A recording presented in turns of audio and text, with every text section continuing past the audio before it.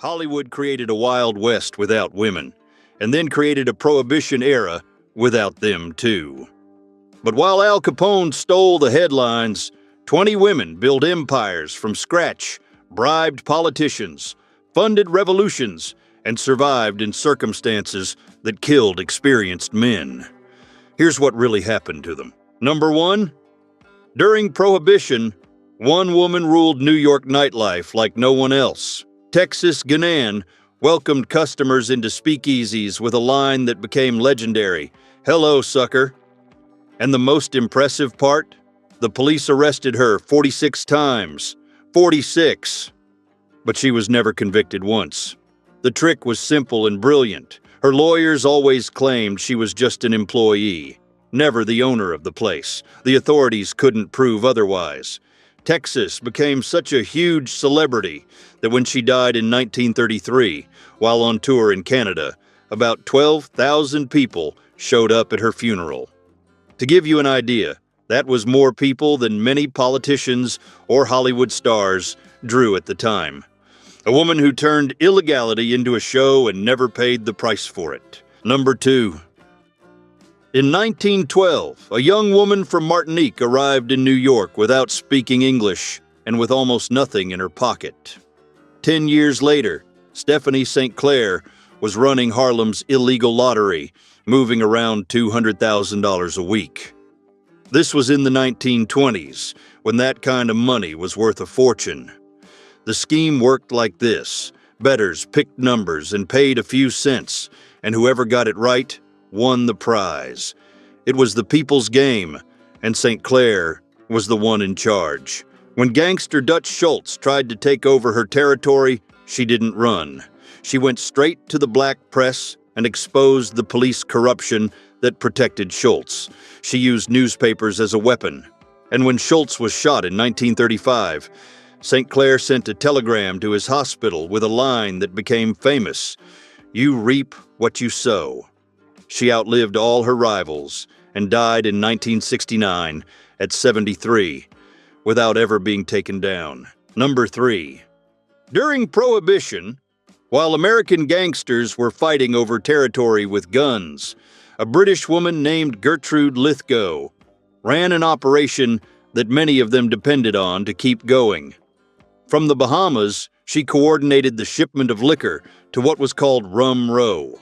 That line of ships anchored outside U.S. territorial waters, where American law couldn't reach. Smaller boats would come pick up the cargo and take it to the coast. Lithgow dealt directly with people like Al Capone. And the thing is, those men respected her because she controlled the supply. Without her, the product didn't arrive. At a time when women could barely open a bank account, she sat at the table with the country's biggest criminals and set the terms. After 1930, she simply disappeared from the records. Never arrested, never found. No one knows for sure what happened to her. Number four. Virginia Hill grew up poor in Alabama during the Great Depression, but by 17, she was already moving among the most dangerous men in Chicago. She didn't carry guns or run gangs. Her role was different, and honestly, way riskier. Moving mafia cash across the country and even out of it. We're talking suitcases packed with hundreds of thousands of dollars crossing borders on the way to Las Vegas, Havana, and cities in Europe. No one suspected a beautiful woman traveling alone. In 1947, her boyfriend Bugsy Siegel was shot multiple times inside his own home in Beverly Hills, and she was conveniently in Europe. 4 years later, the Kefauver Committee called her to testify about organized crime on national TV. Millions of Americans watched as she answered the senators with a coldness that left everyone stunned. She walked out of the hearing and punched a reporter. In 1966, at 49, she was found dead from an overdose near Salzburg, Austria. Number five. In 1914, a 13-year-old girl arrived in the United States by herself from Russia. No family, no money, and no English. 6 years later, Pearl Adler, who started going by Polly, was running the most famous brothel in Manhattan. The place wasn't just any establishment. Senators, judges, writers like Robert Benchley, and gangsters like Dutch Schultz all moved through the same rooms. During Prohibition, the place also operated as a speakeasy, where the booze flowed freely. The police tried to shut her down several times, but here's the detail. Her own clients, people way too powerful, made sure the charges never went anywhere. When Polly finally retired, she did something no one expected. She went back to school, got into college, and in 1953 published her memoir, A House Is Not a Home. The book stayed on the bestseller list for 2 straight years. She died in 1962 at 61 of a heart attack. Number 6. Mae West ended up behind bars in 1927, but not for theft or violence. Her crime was writing and starring in a Broadway play called Sex. New York authorities decided it was too obscene for the public. She spent 8 days in a prison in Queens, and, according to records from the time, wore silk clothes under her jail uniform. Here's the detail most people don't realize. The same mindset that banned alcohol across the entire country also wanted to control what people could watch in the theater. The same moral pressure groups were behind both things. But with Mae West, the plan backfired. The arrest became national news and turned her into the most talked-about woman in America. Hollywood came knocking soon after. She became one of the highest-paid actresses in movies precisely because they tried to silence her. Number 7. In January 1935, FBI agents surrounded a house in Florida and opened fire. When it was all over, 61-year-old Kate "Ma" Barker was dead. Here's where things get strange. J. Edgar Hoover had a serious problem on his hands. How do you explain to the American public that your agents killed an elderly woman? Simple. You turn her into the mastermind behind everything. Hoover told the press that Ma Barker was the leader of the whole gang, that she planned every bank robbery and every kidnapping, but the people who were actually in the gang told a very different story. Alvin Karpis, who really was the leader, said years later that Ma Barker was nothing more than an old lady who stayed home doing puzzles and listening to the radio. She didn't even really know what her sons were doing. No document from the time, no police testimony before 1935 mentions her as a criminal. The legend of Ma Barker was made up after she was already dead and couldn't defend herself. Number 8. Louise Rolfe, the alibi for the massacre. In 1929, 7 men were executed in a garage in Chicago in what became known as the St. Valentine's Day Massacre. The police had one main suspect, Jack McGurn, Al Capone's right-hand man, known as Machine Gun. But there was a problem. His girlfriend, Louise Rolfe, swore the two of them had been together all night. With no way to break that alibi, prosecutors couldn't bring McGurn to trial for the massacre. So they tried something no one had ever seen before. They charged Louise with providing a false alibi, a charge made up just for this case. Their response was even more calculated. McGurn and Louise got married. Why? Because under American law at the time, a wife couldn't be forced to testify against her husband. The marriage wasn't for love, it was a legal move. And it worked. The charges against her were dropped, and McGurn never paid for the massacre. Number 9. The FBI couldn't catch John Dillinger. The guy was America's public enemy number 1 and got away every time. So they changed their strategy and went after the woman he loved. Evelyn "Billy" Frechette, a young woman of native descent, lived with Dillinger and knew everything. The hideouts, the plans, the fake names. In April 1934, federal agents cornered her in a bar in Chicago. The charge was harboring a fugitive, basically hiding a wanted criminal. She got 2 years in federal prison. 3 months after she was arrested, Dillinger was ambushed and killed as he left a movie theater. Billy heard the news behind bars. When she got out, she had no money and no options. She ended up traveling with a show called Crime Doesn't Pay, where she went on stage and told her own story to curious audiences. That was how she paid the bills. Number 10, Pearl Elliott, the invisible Chicago bootlegger. During Prohibition, Chicago had famous names in the liquor smuggling business. Al Capone was in every newspaper, but Pearl Elliott pulled off something Capone never could: staying invisible. She built an alcohol distribution network using ordinary businesses as fronts: a flower shop, a laundromat, a grocery store, everything running normally through the front door. Out back, the whiskey moved through the city.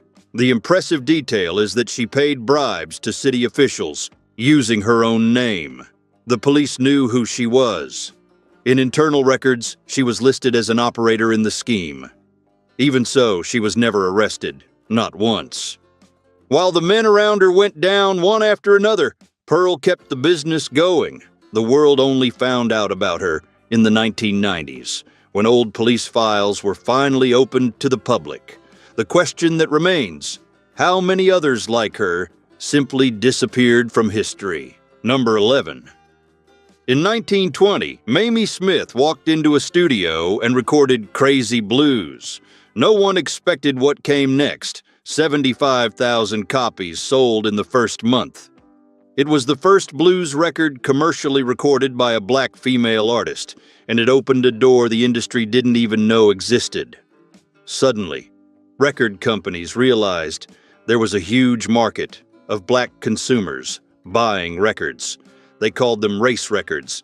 Smith performed in Harlem speakeasies, packed venues, but the real money ended up in the hands of the white promoters who controlled her contracts. They kept the biggest cut of the royalties. When the public's taste changed, no one looked back.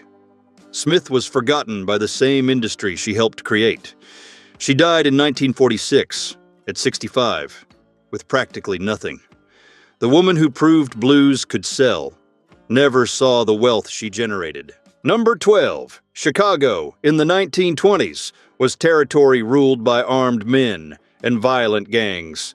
But in the middle of that chaos, one woman ran a sports betting operation that moved more than $10,000 a week. Rose Keefe worked inside the city's speakeasies, hired precisely because no one would look twice at her. The owners of those establishments understood something the police took a while to figure out. A discreet woman was the perfect cover for handling high-value bets. The most interesting part is that in 1928, during investigations into organized crime in Chicago, her name appeared in 3 separate official documents. But the language used in the records was intentionally vague, describing her only as a service provider. No prosecutor ever indicted her. She operated for years right under the authorities' noses and simply disappeared from the records. Number 13. Long before Prohibition, Sadie Farrell was already a problem on the streets of New York. She led a gang of pickpockets in Lower Manhattan and earned the nickname the Goat because she would literally headbutt her victims before robbing them. When Prohibition arrived in 1920, she saw what every smart criminal saw: easy money. She gave up street theft and started smuggling liquor along the Hudson River using stolen boats. Anyone who crossed her in the business didn't get a second chance. The strangest part of this story is the ending. In 1922, her name simply disappeared from police records. No arrest, no death certificate, nothing. Did she die? Run off to another state? Change her identity and live a quiet life? No one ever found out. Number 14. Celia Cohen. In 1920s, Philadelphia, an ordinary grocery store, hid one of the biggest illegal liquor distribution operations in the American Northeast. Celia Cohen ran everything.